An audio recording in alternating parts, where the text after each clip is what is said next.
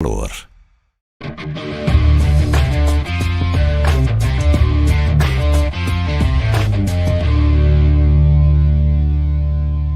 Fala pessoal, sejam muito bem-vindos a mais um SaraCast, nosso podcast semanal aqui na BMC News. Também agradecer o apoio da BMC News, né? E lembrando aqui que é um fórum, um espaço para a gente trazer tanto investidores, analistas, empresas, fundos, né? Muita informação de altíssima qualidade, né? E hoje a gente está num bate-papo muito especial aqui, hoje que a gente está com o CFO, o diretor financeiro da Positivo. Acho que todo mundo conhece Positivo, né, Caio? Muito obrigado pela presença. Eu que agradeço. Pela disponibilidade. Sim, prazer. Mas acho que é importante, antes de fazer as perguntas e respostas, enfim, interação, acho importante falar, porque até a gente estava falando aqui um pouco antes, a Positivo todo mundo conhece, até porque é uma marca muito presente no varejo, no consumo, no dia a dia do consumidor, mas falar também que a Positivo é muito mais do que o que a gente talvez consiga enxergar, vamos dizer assim, né? Então, e também apresentar um pouco da companhia, né? Talvez a gente leve umas 18 horas nesse podcast para falar um pouco também das mudanças recentes, né? Nos últimos talvez 2, 3, 4 anos, do que tem sido a companhia, e lógico que depois a gente vai falar do que será a companhia, né? Mas assim, principalmente do que é hoje a companhia Positivo, que muita gente conhece, mas muito também uma parte grande a gente talvez não conheça tanto assim, né? Acho que é importante esclarecer e apresentar a empresa hoje, e eu sempre falo, apresentar um código. A gente está muito como investidores aqui, né? A gente conhece muito ali a Pós 3, mas são pessoas, são pesquisas, tecnologia, né? Enfim, investimentos, e acho que é isso que a gente está aqui para conhecer. E depois a gente vai falar, lógico, sobre números, enfim, expectativas, né? Muito bom. Não, excelente. Bom, mais uma vez, prazer estar com vocês. A empresa, de fato, ela se diversificou muito, né? E a palavra diversificação o que tem nos acompanhado nos últimos 2 anos, né? E isso foi possível a partir de uma série de decisões que foram tomadas alguns anos atrás, né? 2017, 2018, quando a companhia, de fato, era muito focada no mercado de consumo e muito dependente de um produto, que era o computador, né? Computador muito voltado aí para a classe C, né? A marca Positivo ainda é bastante voltada para a classe C em computadores de consumo, né? E aí, com a queda do mercado de computadores, teve uma queda importante, né, global, uma queda ainda mais forte no Brasil devido à crise, né? Pegando aí os anos 2014, mais ou menos, até 2017, a companhia, ela quase que se viu ali, digamos, né, forçada a tomar escolhas, né, a fazer escolhas, né, para sair, né, para não ficar dependente só do mercado de consumo e só de um produto, né, já que esse mercado tinha realmente caído bastante, né, no mundo e no Brasil, ainda mais no Brasil. E começar a pensar em outras vertentes, né? Claro, sempre dentro de tecnologia de hardware, né? A companhia é uma companhia de tecnologia de hardware, né? Então ela começou a representar outras marcas no Brasil, marcas globais, né? O primeiro movimento veio com o Vaio, né? Que é uma marca que vai muito bem na classe A e B. Depois, mais recentemente, marca Compaq, né? Sempre no consumo. Foi para celulares, feature phones, smartphones, né? Podemos falar da nova marca, nova representação de marca, né? Da marca Infinix, né? Que a companhia passa a representar, né? A partir do final do ano passado, começo desse ano. Mas ela começa a abrir um leque além do consumo. E é isso exatamente que está sustentando, né, a companhia, né, nesse ano principalmente, né? Ela já tinha uma presença forte no mercado público, né, já vendia para órgãos públicos, né? Então ela continua fazendo isso, né, reforça essa presença, né? Mas ela começa também a entrar em áreas, né, mais corporativas, com a compra de empresas de servidores, por exemplo, servidores de storage, entra fortemente no mercado de RaaS, que é uma tendência global, né? Entra na parte de soluções de pagamento, entra em casa inteligente, né? Primeiro como oferta mais voltada a consumo também, né? O famoso do it yourself, né? E agora indo para uma vertente mais do it for me, né? Que é um mercado mais profissional, podemos contar um pouquinho também, né? Desenvolvendo projetos especiais cada vez mais, né? Projetos especiais que demonstram a forte capacidade de engenharia que a companhia tem. Isso é uma coisa que poucos também sabem, né? Tanto em hardware quanto em software, né? A parte de software no nível do sistema operacional, na camada de segurança dos dispositivos. Nós temos um grupo grande de Android, né? O maior grupo de Android na América do Sul, para desenvolver essa tecnologia, né, a nível de sistema operacional. Então ela abre realmente um leque muito grande. Continua também tecnologia educacional, agora com uma oferta um pouco diferente, né? Enfim, E quando a gente fala de grandes projetos, né, projetos especiais, né, que demonstram capacidade de engenharia, o mais emblemático são as urnas eletrônicas para as eleições desse ano e para as eleições de 2024. Né? Ambos os pleitos aí foram ganhos, tá? Mas a companhia pode fazer muito mais, ela pode fazer outras coisas, né, como ela já fez totens de autoatendimento para a Prodesp, tem outras licitações em curso aí que podem virar, né, projetos especiais interessantes que a gente pode desenvolver. Então, é uma diversificação bastante grande, mas sempre voltado à engenharia, né, de hardware, né, tecnologia de hardware, né, e sempre voltado para esses 3 canais de consumo. Né, o canal consumidor final, né, o canal de varejo, né, através dos varejistas principalmente, mas também através das nossas plataformas de vendas. Né, o canal corporativo, são as empresas, né? E aí você tem todas essas verticais de crescimento que eu mencionei, e o canal público, que também a companhia, né, endereça há mais de 30 anos. Né? Então, eu diria que a companhia hoje ela realmente está numa posição única, né? Ela não depende de um só segmento. Sim. Então, esse ano, com a maior fraqueza do varejo, de uma certa maneira já era esperado, depois de 15 meses ininterruptos, né, de crescimento, a companhia consegue, apesar da queda do varejo, né, crescer em resultado, né, crescer em receita, crescer em resultados, crescer em margem, né, com a força tanto da parte pública quanto da parte corporativa, né, que realmente, né, estão fazendo com que a companhia continue se expandindo. E esse ano vai ser um pouco essa tônica. Né? O varejo esse ano não vai performar tão bem, né?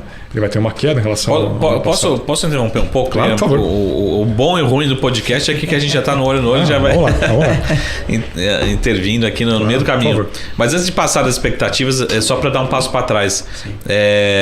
Vocês se espelharam ali em 2000 tá certo que foi uma crise ali brasileira, né, 2014, 15, mas vocês espelharam alguém, por exemplo, essa empresa nos Estados Unidos, na Ásia, também está fazendo esse modelo de diversificação? E segundo, que são 2 perguntas em uma, vocês contaram com alguma ajuda, alguma mudança no sentido assim, entrou essa consultoria, mudou, um acionista entrou novo no board, enfim, quais foram as mudanças que falam assim, realmente para fazer essa água pro vinho, essa repaginada, mantendo o core ali, né, mas uma companhia hoje completamente diferente, né? Perfeito. Foram várias iniciativas, eu acho que tudo que você está mencionando aconteceu de fato. Então, foi uma crise mais brasileira, de fato, né? Mas essa substituição de computadores, né, no consumo por outros dispositivos, seja smartphones, seja tablets, ela ocorreu no mundo inteiro, né? Não foi só no Brasil. Aqui, claro, a crise foi mais severa. Né?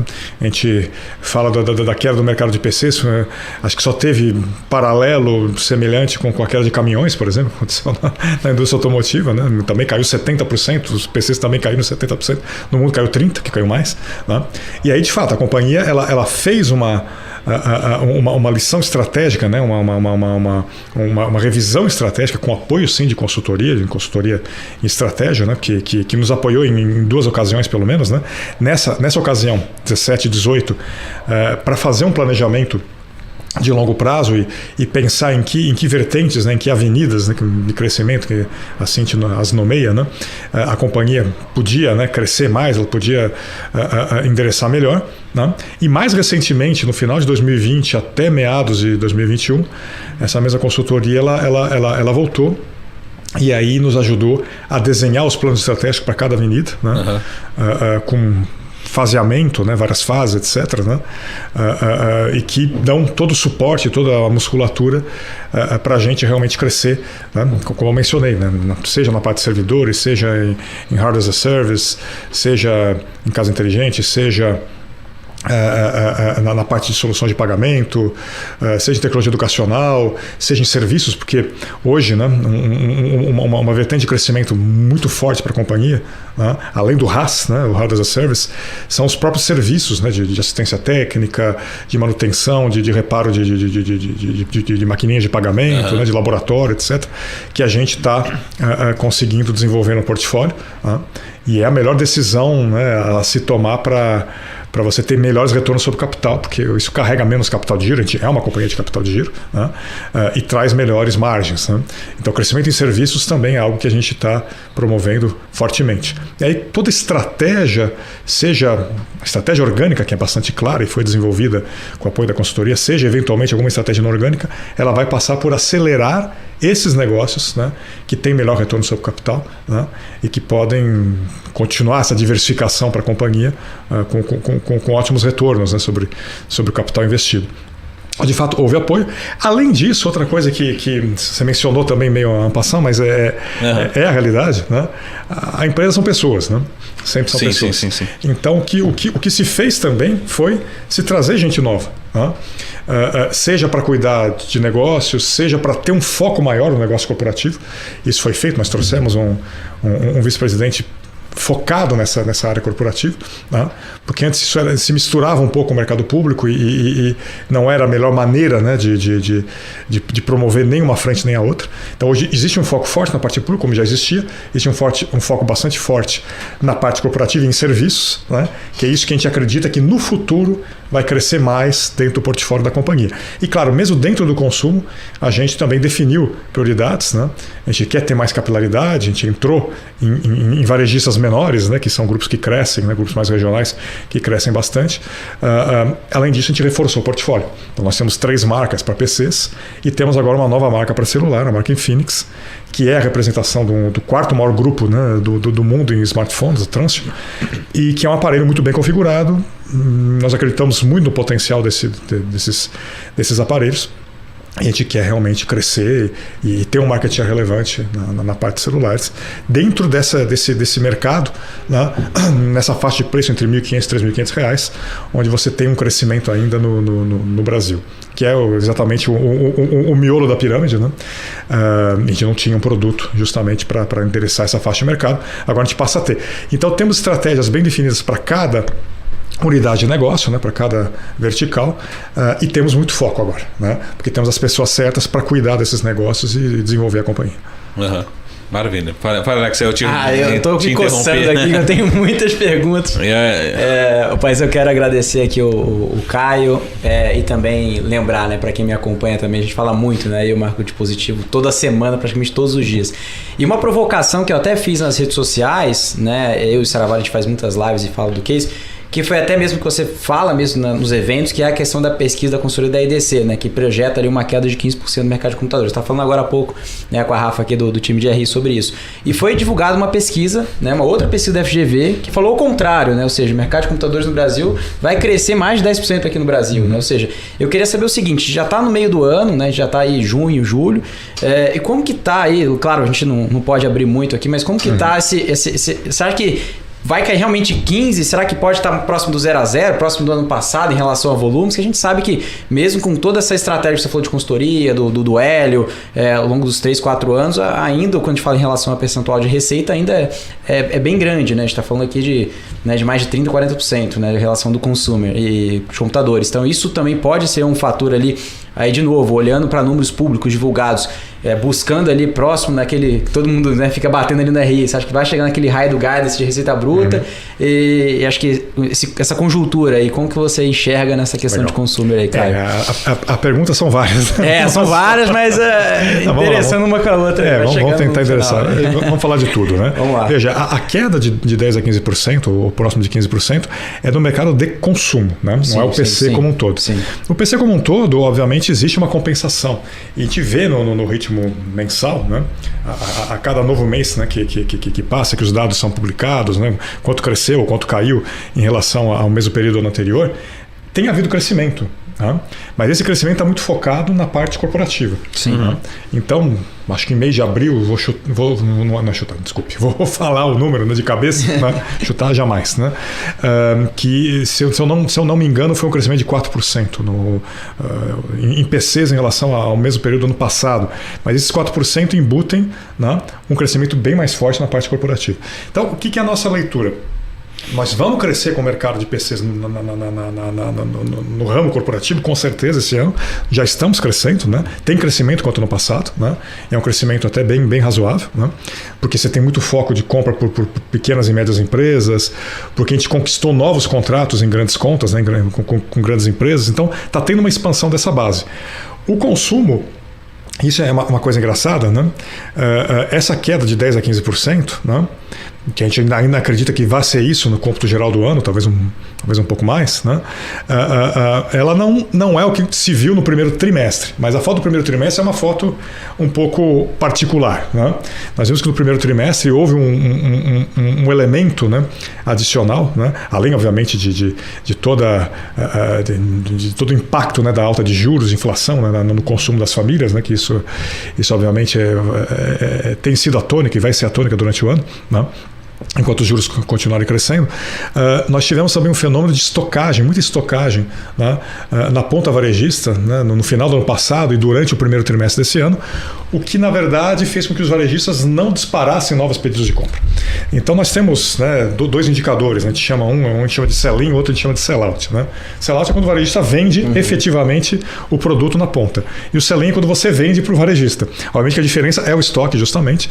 E aí, como existia um nível de estocagem forte, né, na maior parte dos varejistas, se não em todos os varejistas, né, devido a compras que foram feitas se imaginando um mercado, né, que seria maior, no final das contas o mercado ele foi um pouco menor do que se projetava, né, o varejista ele fez a venda, fez o sell-out em cima do estoque, né, e com isso ele não disparou novos pedidos de compra.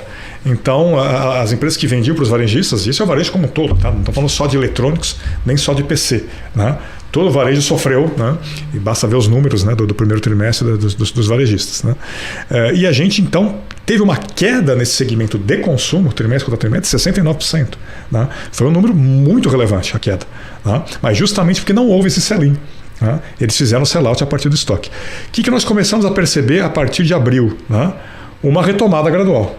Então, o mês de abril já foi um mês melhor, né, do que foi a média do primeiro trimestre, né? E mesmo dentro do trimestre, março já foi melhor que fevereiro, que acompanhou um pouco janeiro, né, um pouquinho melhor que janeiro. Então a gente está vendo uma tendência a uma volta, né, uma recuperação desse mercado que vai ser gradual. Né? E aí, claro, no cômputo geral do ano, vai cair, né, dentro dessa faixa, de 10% a 15%, alguma coisa dentro desse intervalo. Né? Justamente os menos 69 foram um fenômeno bastante específico do primeiro trimestre. Claro que a companhia não sofreu tanto com isso, obviamente sofremos no mercado de consumo, mas a parte corporativa e a parte pública, a parte pública cresceu mais de 100%, a parte corporativa é próxima disso, acabaram compensando essa queda do consumo, mais do que compensando. Né? A gente teve expansão de vendas, fizemos um trimestre em termos de vendas histórico. Né?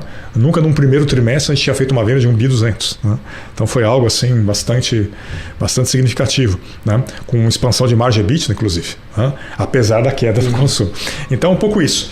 O que a gente está apontando? O consumo para a gente esse ano, ele deve ter alguma queda sim, né? Porque a recuperação vai ser gradual, né, na parte de PCs, mas nós temos um crescimento em celulares. Né? A gente acredita que essa marca Infinix, durante esse ano, já vai ter um crescimento significativo, obviamente de parte do zero, né? Ou praticamente do zero. Nós temos que construir marca, né? Aqui é um desafio, né? Mas é um desafio que é muito interessante, a gente está bastante animado com ele. Então, o crescimento do celular e a volta gradual desse mercado de PC, que ainda vai ficar abaixo do ano passado. Ano passado foi um ano muito bom, né, para consumo.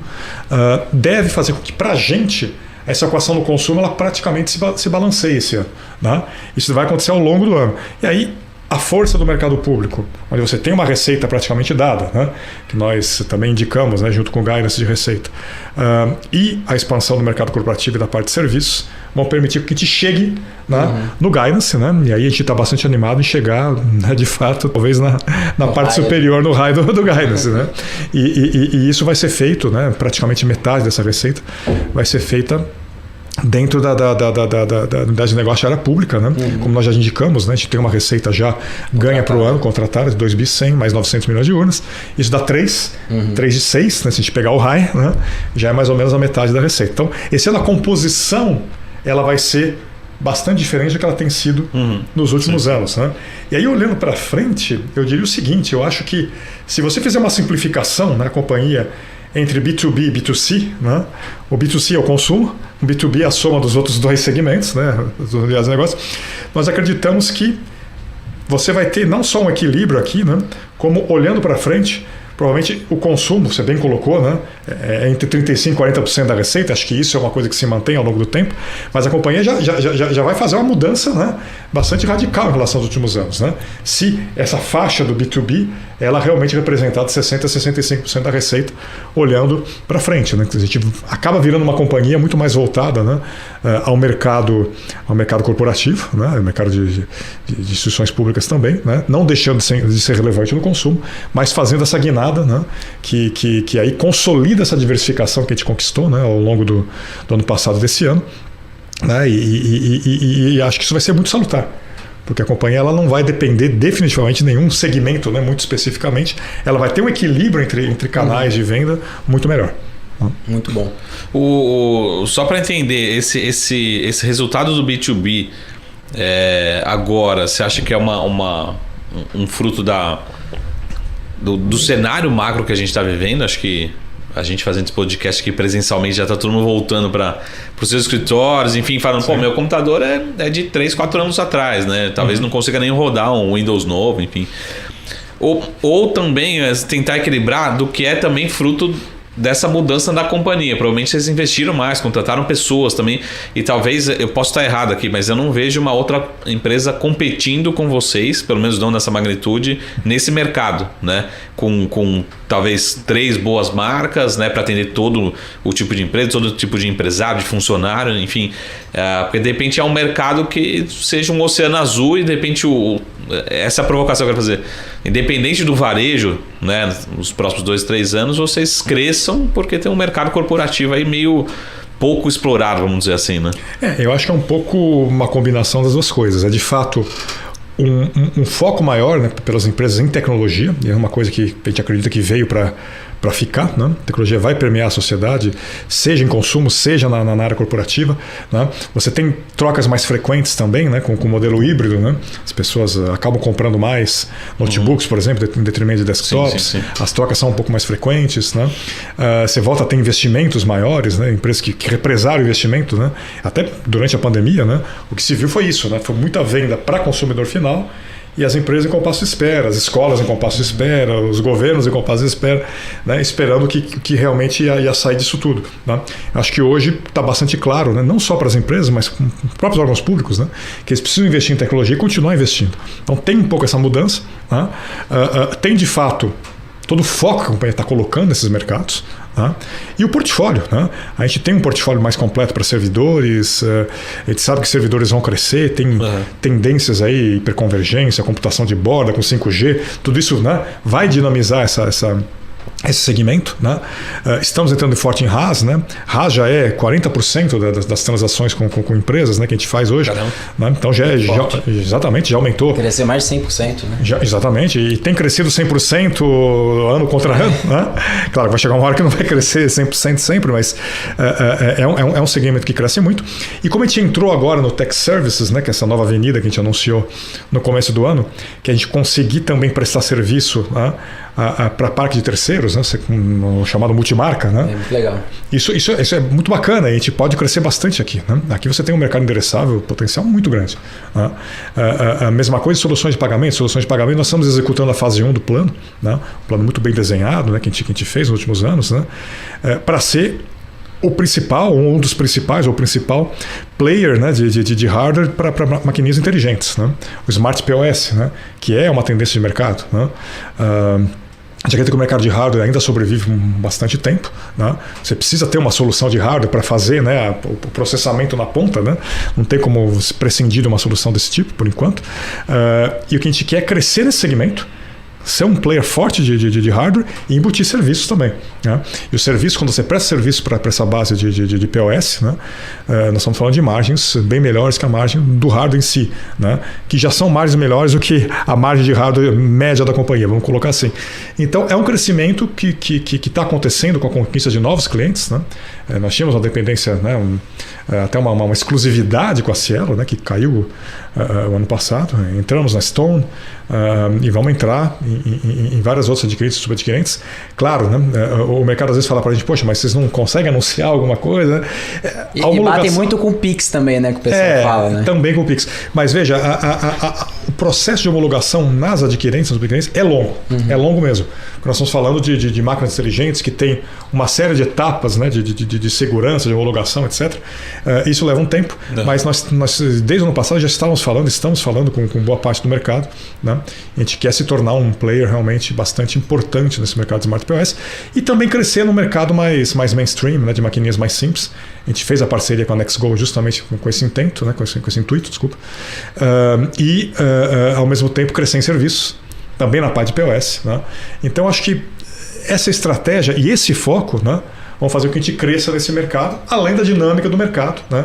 A gente acredita que veio para ficar, de fato, né? Modelo híbrido, as pessoas oram no escritório, oram em casa, né?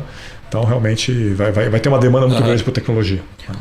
Só para trazer aqui um comentário sobre maquininha, POS, acho que é um ponto que a gente tem que trazer aqui, que é um mercado de confiança. Né? E quando a gente fala dos peers, né, dos players, a gente tem um player, né, chinês que trouxe aí que era o maior do mercado, né, se corrija se estiver errado, que agora ele trouxe um oceano azul para positivo. Se você puder aí transcrever aí como está esse cenário agora olhando para frente, que acho que ficou muito mais claro que a Positivo tem um market share maior ainda para pegar do mercado com esse episódio, né? Exato. Claramente a gente já tinha a capacidade técnica, né, por ter desenvolvido o projeto Smart POS com a Cielo, né? A gente entrou nas maquininhas mais sofisticadas da Cielo. Então a gente consegue, né, demonstrar essa capacidade técnica, né? E aí mais uma vez, né, tanto na parte de engenharia de produto, no hardware, né, quanto na parte Android, né? Por ter esse grupo de Android muito forte, né, no Brasil, muitos engenheiros de Android, a gente consegue realmente ofertar, né, a mesma coisa que a gente ofertou para a Cielo, né, uma tecnologia muito parecida, para outros adquirentes, né, do mercado. Eles sabem que é uma tecnologia comprovável, uma tecnologia de qualidade, né? Então acreditamos que ao longo desse ano a gente vai firmar novas parcerias, né? Já foi o caso com a Stone, outras vão seguir, né? E vamos crescer algumas vezes nesse segmento. Anote aí, pessoal. Depois cobre o Caio aí. Exatamente, em relação ao que nós crescemos ano passado, né? Legal. O Caio, quando você fala acho que de RaaS e outros, vamos colocar novos segmentos assim, não necessariamente em margens, né? Mas o quanto você acha que pode contribuir para o retorno sobre o capital empregado? Porque eu vou pegar aqui, acho que o caso talvez mais simbólico para a gente aqui seja o aluguel de carro, né? Então você tem a compra, talvez uma compra em escala aqui, uma venda que acaba gerando receita e o uso, né, essa geração de caixa no meio do período. Então talvez esse ROIC aqui seja substancialmente maior do que simplesmente comprar e vender. Como é que você vê, assim, no longo prazo, a tendência desses novos segmentos e agregando geração de valor para os acionistas, né? Muito bom. Você mencionou o RaaS certamente é um dos que pode fazer isso. Claro que o ciclo de capital ele acaba sendo um pouco mais longo, porque sim. Você financia quem faz a escolha de trocar o CAPEX por OPEX, né? Mas a gente tem focado em contratos um pouco mais curtos, a gente tem a possibilidade também, estamos entrando agora no RaaS, né? O famoso Refurbished RaaS, onde você pode ter uma segunda vida para esse ativo, né? Você recupera após a primeira locação, você pode relocar, você pode vender, né? Depois de fazer um refurbishment, né? Um recondicionamento do bem, né? Além de ter todo o impacto ESG ligado a essa segunda perna. Mas não só no RaaS, né? Meio de pagamento é um bom exemplo, mais uma vez, né? Onde você pode embutir mais serviços, você tem um retorno sobre capital melhor, até no próprio ciclo de capital do hardware, né? Ele é um pouco mais curto, né? Crescimento em celulares, né? Com a marca nova também tem um impacto positivo no ciclo de capital, também é um ciclo mais curto que de computador. Então, não só as avenidas, o core também, né? Dando exemplo de celulares, mas avenidas com certeza, né? A parte de servidores também é um mercado, né? É um mercado mais sofisticado. Também pode ter retornos sobre capital melhores, né? Dependendo do tipo de servidor, do tipo de venda. Então, nessas avenidas como um todo, a gente realmente vê melhores retornos sobre capital e por isso que a gente quer acelerá-las, né? Porque justamente, né, crescendo com as avenidas e crescendo em serviços, né? Serviço é o que tem o melhor retorno de capital de todos, porque emprega muito menos capital de giro, né? É a melhor maneira de você empregar menos capital de giro é crescer em serviço. Então tudo isso vai nesse sentido, né? A gente quer expandir o nosso ROIC, né? Hoje ele está em torno de 24%, foi o ROIC do primeiro trimestre, né? A gente quer expandi-lo, né? Realmente para níveis acima disso, né? E isso a gente vai conseguir justamente acelerando essas avenidas todas. Né? Uhum. Então, eu vou aproveitar o espaço aqui e já fazer uma propaganda também, deixar o espaço, né? Mas o RaaS você faz para todas as empresas, todo tipo de empresa, do tamanho, enfim, até para quem for empresário estiver assistindo aqui, que acho que talvez seja um segmento relativamente novo no Brasil, né? Acho que tá... Exatamente. Não, podemos fazer para todos os tipos de empresas. Fizemos também, começamos uma solução de RaaS também para o mercado educacional, né? Temos o RaaS for Edu, né? Tem escolas que estão preferindo, né, adquirir nessa modalidade, né, de aluguel, mas para todo tipo de empresa, com certeza, né? Enfim, obrigado pela propaganda. Mas trocando aqui o tema, o assunto, né? Entender agora quando a gente fala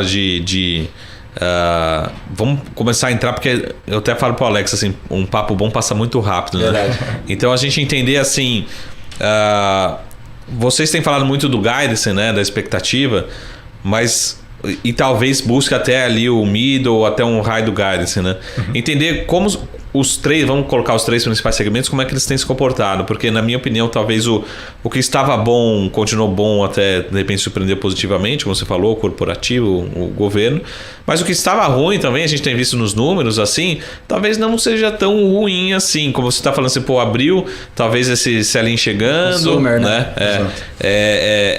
Como é que a gente deve ter o resumo desse nosso bate-papo aqui para se traduzir depois nas nossas projeções aqui nos nossos números, né? Perfeito. Olha, eu acho que dá para realmente projetar uma volta gradual da parte de consumo, né? Imaginando que de fato esse ano, em termos de porcentagem de vendas, ele vai ser talvez, não sei se o menor contribuidor, mas um dos menores, né? Certamente o maior contribuidor é a parte pública, pela receita já ganha, né? Já contratada e a contratar, e o corporativo vai continuar crescendo. O corporativo é um crescimento não só para esse ano, né? Nós apostamos no crescimento contínuo da área corporativa e de serviços, né? É isso que vai realmente mais crescer no portfólio da companhia nos próximos anos, né? Lembrando que o ano que vem as perspectivas são muito boas também, né? Nós vamos ter um segundo lote de urnas, né, que já foi ganho pela companhia, né? Uma receita um pouco acima de 1 bilhão. Temos a parte corporativa que deve ter uma continuidade, né? Um crescimento ainda bom ao longo do próximo ano, e a recuperação do consumo de fato, né? É muito difícil projetar o consumo para além de poucos meses, né? Porque de fato ele é mais cíclico e depende muito da economia, depende muito de vários fatores que são todos difíceis de projetar, né? Mas nós acreditamos que esse ano o consumo ele se reequilibra já. Ele sai dos 13%, que são meio anedóticos, né, no final das contas, né, ao final do primeiro trimestre, né? Ele talvez vá buscar alguma coisa mais próximo dos 30%, alguma coisa assim, né? E aí de maneira mais perene para os próximos anos, bem a faixa que o André descreveu, 35%, 40%, alguma coisa assim, né? A parte corporativa também com uma porcentagem mais próxima disso, né? E a parte pública olhando mais para frente, né? Retornando para níveis históricos, né? Se a gente não considerar projetos especiais, mas nós podemos surpreender também na parte de projetos especiais. Obviamente, muita gente pergunta para a gente, poxa, e depois da urna, né? O que vem depois da urna, né? O que vocês têm? Né? Não é um recorrente, né? É um recorrente, etc. Né? Sim. Obviamente não é fácil você substituir uma urna, né? E especialmente depois de 2023, a partir de 2024, né? A reposição, né, que pode haver na urna vão ser volumes muito menores, né, obviamente, do que vender 2 grandes lotes, né, para 2 eleições. Mas nós temos vários outros projetos em curso, né, e conversas em curso com órgãos públicos que podem virar projetos interessantes e podem, pelo menos parcialmente, substituir as urnas, né? E lembrando que o mercado público também é um mercado que tem tido um comportamento, né, até em relação à compra, né, de tecnologia um pouco diferente, né?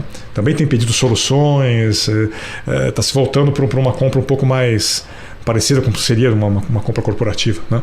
Então isso também está mudando, e os órgãos públicos, obviamente hoje existe bastante verba, né? Então isso está sendo gasto, principalmente pelas secretarias de educação, né? É difícil você projetar esse mercado, né, além de um ano e meio. Mas a gente acredita que ele, talvez o pipeline não fique, né, como está hoje, que está muito alto mesmo, bastante aquecido, mas nossa leitura é que não volta para níveis históricos, né, que eram níveis bem mais baixos. Né? Ele fica alguma coisa aí, um intermediário aí no meio do caminho. Né? Então, se você imaginar no futuro um mercado de consumo recuperando, né, esse mercado público se estabilizando num nível, né, talvez não tão alto como hoje, mas também não nos níveis históricos, níveis acima, né? E a parte corporativa crescendo continuamente, principalmente a parte de serviços, né? Uhum. Isso vai fazer com que a companhia tenha um equilíbrio de receitas entre canais muito salutar, muito bom, né? Uhum. E crescendo nas avenidas, ela vai ter um crescimento, né, que talvez não seja tão acentuado como foi nos últimos anos, né? Não dá para crescer 50% todo ano, né? Isso não vai acontecer para sempre, mas um crescimento saudável com melhores retornos sobre o capital, né? Pela diversificação. A gente tem vários assuntos aqui para e a gente já tá passando mais de 40 minutos. Cara, deixa eu só fazer uma provocação, depois passo para o Alex, depois eu volto também com um tema que se conecta. Mas para isso, você acha que, por exemplo, teoricamente, você entrando em serviços, outros segmentos, como você falou, você exige menos capital. Será que isso não abre oportunidade também para a empresa acelerar alguma aquisição? Enfim, tem algum mercado que você fala, faz sentido a gente entrar, vocês estão olhando, enfim. Eu acho que é justamente isso. Ô Marco, só para engatar essa pergunta, que eu ia falar de Venture Capital na próxima pergunta, né? Falando das depois eu queria voltar falar disso. Mas é um momento, até essa semana, para quem está assistindo o podcast recentemente, estava falando das falas do Lema, sabe, umas matérias dizendo que o Venture Capital teve um grande desconto, que agora é esse momento de aproveitar as oportunidades. Então, acho que aproveitando o gatilho da pergunta do Saravalli, seria também essa vertente. Mas depois a gente pode falar especialmente aí mais das empresas, mas dentro do cadastro das investidas. Mas antes, justamente se é isso, né? Ou talvez um dos pilares da companhia, né? Até, acho que pela própria utilização do capital, né, ou menor, né, necessidade de capital de giro nesses segmentos, liberar capital para... Você cresce, mas não com a mesma necessidade, talvez libere capital para você, né, partir para outros mercados. Né? Exatamente. A gente está... Né, nos últimos 2 anos, né, a gente tem passado por um ciclo de crescimento muito grande, né? Nós crescemos significativamente, né? Se a gente pegar a companhia 2 anos atrás, né? Um faturamento médio de 2 bi, né, por ano, né? E esse ano o raio do guidance são 6, né? Então é um crescimento muito forte. Né? E olhando de um ano para o outro é 50%. Né? E olhando de um ano para o outro seria 50%, exatamente. Né? Mais um crescimento de 50%, que já foi de 21 contra 20. Né? Foi 45%. Veja, nós somos uma companhia de capital de giro, vocês têm toda a razão. Esse crescimento se acompanha, né, por um nível, né, por uma necessidade de financiamento de capital de giro bastante grande. Né? Felizmente a companhia também fez a lição de casa lá do balanço. Né? Ela se preparou para isso. Né? Ela fez um follow-on no começo de 2020, depois emitimos 2 debêntures, né, em menos de um ano, né, a primeira em março do ano passado, a segunda também em fevereiro, março desse ano. Com isso a gente, né, reforçou a estrutura de capital, permitiu esse crescimento, né? Alongamos também o perfil de dívida, melhoramos o balanço, né? Melhoramos a alocação de capital em termos de instrumentos também. Né? Debenture é mercado de capitais, né? A gente acabou desbancarizando um pouco, o que é sempre bom. Então a gente está preparado. O que vai acontecer é exatamente isso que o Marcos falou. Na segunda metade do ano, né, com a entrega dos grandes projetos, projeto de urnas, o projeto de servidores com a Petrobras, outros grandes projetos de governo, alguns projetos corporativos importantes também, nós vamos acabar liberando mais caixa livre, né, para os próximos trimestres e anos. Né? Obviamente, não acreditamos que a gente vá, mais uma vez, crescer 50%, né, a partir de agora. Se forem crescimentos, vão ser crescimentos menores, mas sempre com bastante diversificação. Isso tende a liberar mais capital. Né? Aí, claro, a vertente inorgânica ela é totalmente possível. Né? Aliás, nesse sentido, a gente se organizou também. Né? Nós trouxemos um executivo de mercado para cuidar da nossa área de novos negócios e estratégia. Criamos uma área, né, realmente bem profissional para justamente capturar essas oportunidades, né? Ver onde estão as oportunidades, se são pequenas aquisições, né? Em que segmento a gente vai fazer essas aquisições, se são aquisições maiores, enfim. Né? Então a gente realmente está mais ativo, estamos analisando com bastante critério. E o que eu posso dizer é que, bom, existem algumas coisas, obviamente, que estão sendo analisadas, né, nesse momento. Eu posso dizer que são todas muito ligadas às nossas avenidas. Né? Então, o movimento inorgânico, né, ele vem complementar essa estratégia de crescimento em avenidas, em serviços, né? Em RaaS, enfim, nessas áreas que a gente realmente já cresce bastante mesmo, organicamente, mas que a gente pode acelerar o crescimento inorganicamente. Então, exatamente isso que a gente está olhando, né? E, de fato, a maior geração de caixa livre vai permitir que a gente consiga acelerar um pouco essas ventures aí. E falando sobre venture capital, a companhia já há algum tempo entrou nesse segmento, né, de venture capital, aí com uma complementaridade de portfólio, né? Não dá para a gente entrar, né, ou acelerar ou entrar em tudo que existe no mercado, né, na área de tecnologia. Então a maneira de você acompanhar o que acontece no mercado, né, estar por dentro das tendências, investir, é justamente através do venture capital, né? Também compartilho dessa leitura que vão existir oportunidades. Nós estamos olhando além do que a gente já faz hoje, né? Olhando para outros tipos de startups, né? Lembrando que a gente sempre tem também a verba, né, de P&D que pode ser investida, né? E são valores crescentes. À medida que você cresce faturamente, sim, você tem mais, né, possibilidade de utilizar, né, essa verba. Então a gente realmente está olhando com bastante atenção para algumas startups que podem fazer sentido, né? Mas são investimentos de longo prazo, né? Longo prazo, a gente sabe que nesse universo... Tem sua dinâmica própria, né? Tem sua dinâmica própria. No universo de venture capital você sempre vai ter um determinado número de empresas que vão decolar, outras que não, enfim, que vão ficar pelo caminho. Então isso é normal, isso é natural dessa área, né? Legal. Eu acho que aproveitando também, se você tiver alguma atualização das investidas, que o pessoal sempre pergunta. Nossa, né? Isso aí acho que é a pergunta mais falada da pessoa física. É, né? Recorrente. High Lab, AgroSmart. Se você tiver alguma atualização. Não temos nada muito diferente do que já vem dizendo, né? Enfim, acompanhamos todas elas, enfim, são empresas com bastante potencial, essas duas principalmente que vocês mencionaram, né? Empresas que passaram recentemente, né, principalmente a AgroSmart por rodadas e, enfim, estamos acompanhando, né, com bastante interesse, né, e vamos, com certeza, queremos continuar, né, acompanhando, investindo, né, mas estamos diversificando também, né, a gente está investindo fora desse horizonte, né, de agrobusiness. High Lab com certeza é uma das principais investidas, mas estamos olhando também EduTech, estamos olhando outros tipos de companhia para investir nos próximos meses e trimestres. Uhum. Muito bom. O Alex, não sei se você tem uma última pergunta, mas só para finalizar aqui também, a gente já está bem adiantada a hora, mas eu queria só terminar um pouco num ponto um pouco mais de relações com investidores mesmo, né? Acho que não tem como a gente estar aqui e não falar do desempenho da ação. Lógico que é um trabalho nosso aqui de falar o quanto que é o preço justo, enfim. Mas a gente sabe que, acho que é o mercado como um todo, mas a ação também vem se desvalorizando junto também com o mercado. Acho que não, na minha opinião, não é nada específico à companhia. Mas como é que você vê esse movimento, até em relação a outras empresas listadas, né? A Positivo parece que realmente tem um desconto que, na nossa opinião, não é merecido, né? Então, o que vocês têm feito? Como é que o mercado tem reagido, né? Como é que você acha que pode ser algum momento do mercado, né, entender que existe uma destrava de valor para ter uma melhor precificação no ativo? De novo, o trabalho aqui acho que é nosso, né? Não é uma recomendação, mas entender como vocês da companhia têm visto. Até no último papo com ele, agradecendo aqui, ele tem falado, mas aqui a diretoria a gente não vende, assim, a gente só compra o papel. Então foi um feedback muito legal da parte dele. Os acionistas gostaram muito, né? Os clientes gostaram bastante.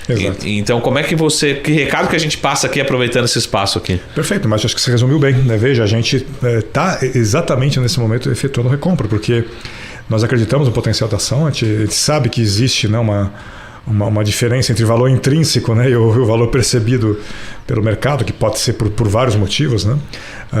Existe um gap muito grande, né? Claro, né, olhando simplesmente o que a gente já disse aqui no podcast em termos de perspectivas, em termos de crescimento para esse ano, né, isso já exigiria, né, um valor de ação completamente diferente do que a gente vê na tela, né? Mas o mercado ele se ajusta no tempo correto, né? Então nós estamos fazendo o nosso trabalho, né? Nosso trabalho, por um lado, é continuar entregando bons resultados, né?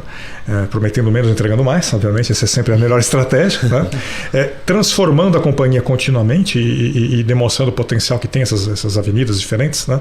A gente vai crescendo nelas todas, né? Ao longo dos anos, vamos continuar diversificando o portfólio, vamos expandir ROIC, vamos crescer em serviço. Isso vai ser visto, né? Vai ser percebido pelo mercado, né? E nesses movimentos mais táticos, né? De recompra de ação, né? Faço minhas palavras na última conversa, né?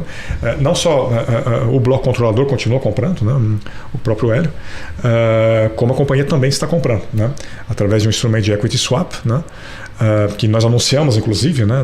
Junto com os resultados do quarto trimestre do ano passado, né? A gente continua executando essa estratégia, né? Por acreditar plenamente no potencial da ação, né? Então acho que é um pouco essa mistura, um pouco mais tática e o trabalho mais de fundo, né? E continuar conversando com os investidores. Acho que isso é muito importante, né? Conversar com o público de vocês, né? Esclarecer toda e qualquer dúvida em relação à companhia, né? Que eles possam ter, falar com o mercado investidor, com a nossa base de investidores, com investidores potenciais, né? A companhia ela vai se tornar visível, ela já está mais visível, obviamente, né? Basta você olhar, né? Que no intervalo de tempo bastante curto, né? Um pouco mais de um ano, nós mudamos o perfil de investidor, né? Hoje mais de 60% da nossa base são investidores institucionais, né? A gente não tinha uma base institucional tão forte, né? Nós temos uma base institucional mais forte agora. Então é continuar esse trabalho e continuar entregando. Acho que não tem muito segredo aqui. Muito bom. Só para fazer o breaking news, né? E para a gente terminar aqui, né? Um recado para o ano. Dentro de, acho que provavelmente você é um dos responsáveis também pelo orçamento, né, do ano.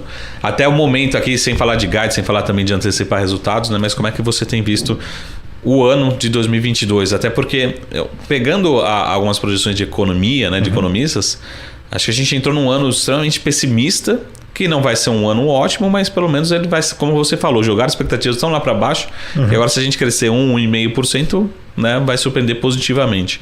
Como é que está, né, a Positivo agora dentro do seu orçamento, né, dentro do que você tem visto aí dentro da companhia? Olha, eu diria o seguinte, quando a gente olha o orçamento que nós fizemos, né, no final do ano passado, que tentava de uma certa maneira, né, como todo orçamento, estabelecer uma linha, né, um norte, né, para o ano que se iniciaria, né? Eu posso dizer que a gente está até um pouco acima do orçamento, né? Acho que a gente está bastante positivo, né? Desculpa o trocadilho, com a empresa esse ano, né?